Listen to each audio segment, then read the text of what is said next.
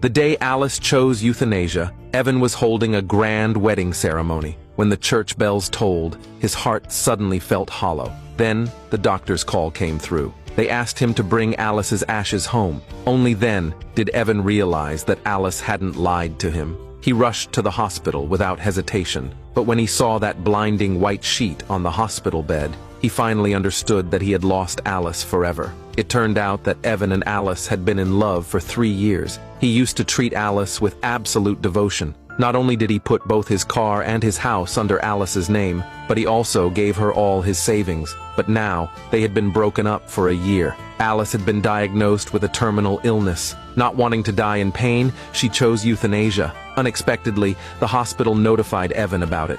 Evan thought it was another one of Alice's tricks to win him back. So he called and told Alice to stay away from him. And after saying that, he hung up without hesitation. He had no idea that Alice was truly on her deathbed. She wandered into the bathroom, lost and broken, to wash her face. Just then, the hospital called again, asking her to come for another examination the next day. The next day, Alice arrived at the hospital, only to unexpectedly run into Evan. Evan harshly warned her not to appear in front of him again. Alice explained that she was only there for a checkup, but Evan clearly didn't believe her. He said he didn't love her anymore. At that moment, a strange woman walked up. She asked Evan who Alice was. Evan was just about to explain, but Alice quickly said she was his neighbor. The woman hurried to introduce herself. She was Evan's fiancée. Alice held back her shock and asked what day their wedding would be. To her disbelief, Evan said her birthday. Alice stared at Evan intensely because 3 days earlier, she had made an appointment with her doctor to end her life on her birthday.